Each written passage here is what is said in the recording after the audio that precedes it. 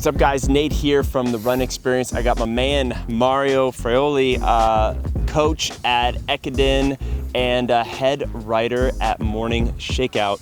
And we are going to be talking about some Boston Marathon racing tips, a little strategery, so that on Monday you can have a really good day. All right, so I wanted to bring in some heavy firepower to help you guys out with your marathon and with your Boston training.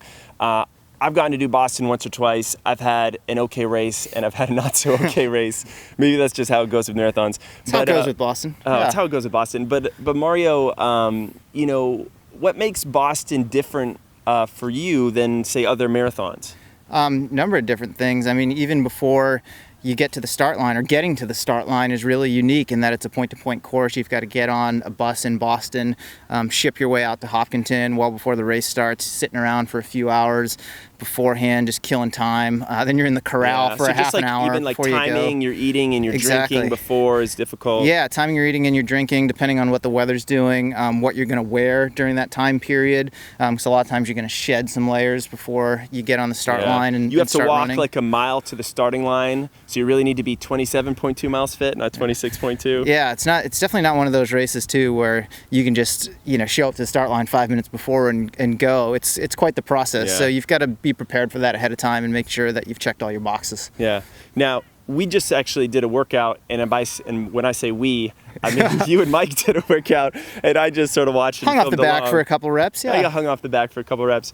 But one of the things you were saying earlier about that first 5K, like what's so tricky about the first 5K in Boston? Yeah, so Boston from start to finish is a net downhill, meaning where it finishes in Boston, it's a lower elevation than where it starts in Hopkinton.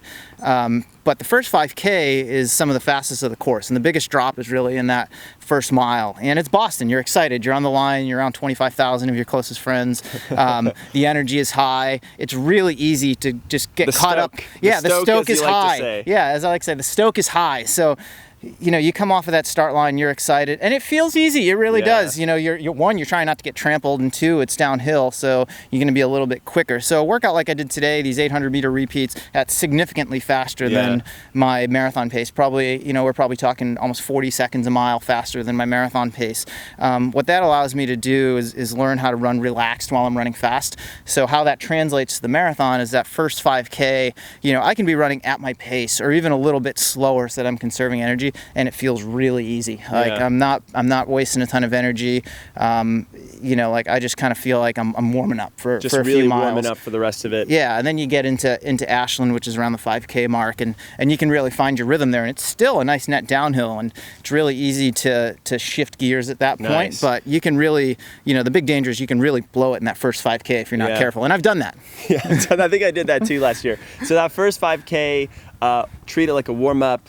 Being relaxed, being smooth, remembering you have the rest of the day, so not trying to dance your way between people, save that energy for later. Exactly. 26 miles a long way. They're nice wide roads. It's point to point, so you've got plenty of room to maneuver when you're out there. Fantastic. Now, I know that Boston is tricky because it is this net downhill race, and that can really surprise and catch up with people later on. Sure. You know, what are some of the things that you think about that I find helpful, just, you know, in addition to that, you know, first 5K part of the course? Yeah, I mean, the other two big factors are the weather. You've got to pay attention to the weather ahead of time, and regardless of whether it's warmer or cooler, it is a course that runs west to east, so you've got to pay attention to what the winds are doing. Oftentimes at Boston, you can have a headwind, and that can, you know, you can be fighting that the whole way if it's blowing consistently. So you really want to know that ahead of time and account for it so you can adjust your pace, adjust your effort accordingly so that you don't run out of gas toward the end. So those are, you know, that's a big factor. And then, you know, right around 17 miles in, just after 17 miles, you take the turn at the firehouse onto Comm Ave. Oh, man. You've got 9 miles to go. When shit gets real. That's when shit gets real. Exactly.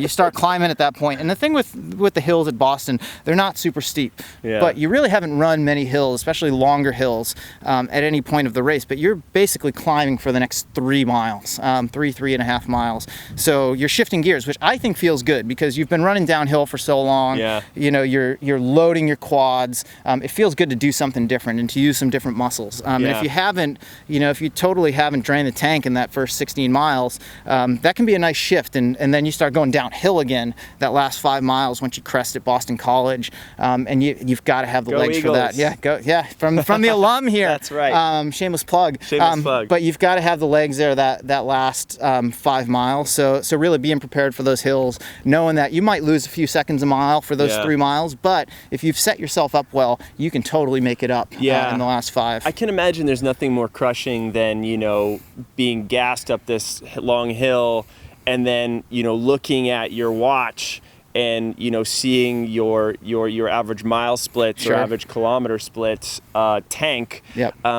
You know, do you kind of budget that going in? Do you sort of know, like, okay, like I know on the flats and downhills I'm going to expect this pace, on the uphills I'm going to expect this pace, and if I average that out, I'm going to be where I'm going to be? Yeah, exactly. And for me, I'm going into my 3rd Boston. I used to live in the area and trained on the course a lot, so I'm really familiar with it. And I know 2 East Coast transplants. Exactly, Massachusetts transplants, living the dream here in March where it's 65 degrees out. Sorry, guys. Sorry, not sorry. But yeah, exactly. But you know, I know for me, like when I hit those hills, I'm probably going to lose about 15 seconds a mile.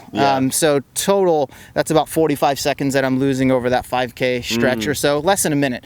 But also, I know if I've played my cards right, when I start going downhill that last 5 miles, if I have the legs, you know, I can gain, if I gain, you know, 10 seconds a mile back right there, it evens out.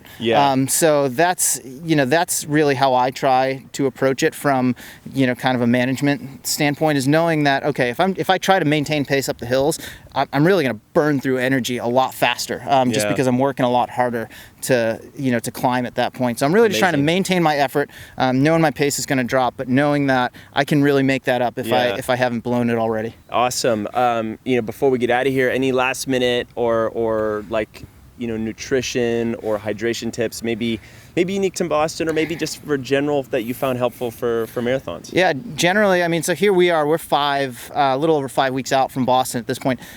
This is the time when you really want to be getting that stuff dialed and sort of practicing on your longest runs, your marathon specific runs, those runs where you're running 2 hours or more, you know, and you're draining the tank later in a run, what you need to kind of keep it topped off. And that's different for everybody. I mean, I generally suggest that, you know, get yourself on a schedule, an eating and drinking schedule. I know for me, it's like race itself, during the race itself. I know for me, every 20 minutes I'm taking something. I'm drinking something. I'm taking my blocks, whatever it may be. I found what works for me, and I make sure that I stick to that. And I know that if I do that from an energy standpoint, you know, I can kind of keep my levels fairly. I mean, you're gonna burn more than you know. You can't take in as much as you burn, but you know, I've found that if I stay on a regular schedule, I can keep those energy levels pretty consistent throughout the race. So I think from that standpoint, those are the things you want to be focusing on now and getting dialed, you know, 5 weeks out, so that you're not catching yourself by surprise on race day. Crushing track workouts and crushing track workouts.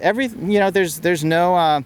It's all important. You know, there's no one special workout. There's no one key day. It's a culmination of all of those days, and that's really the mindset that I try to take now, a little over a month out from the race.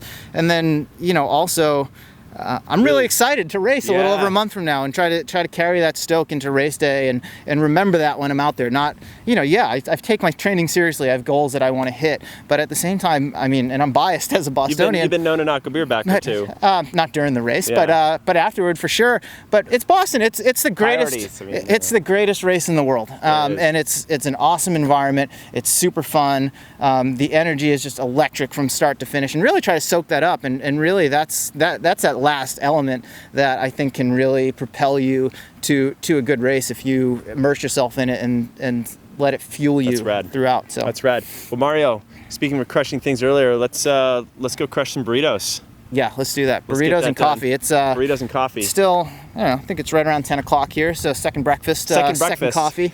I think we're due. Let's do it. Woo. Guys, we got one more thing for you. We talked a lot about marathon training and everything, and in fact we've actually put together a whole comprehensive guide on training tips, racing tips, workouts, injury prevention should something happen along the way, strength training. Everything you need to do is packed in that guide. It's a downloadable PDF. All you need to do to get it is click this link in this video. There's also a link down in the description. If you like this video, guys, let us know. Hit the like button.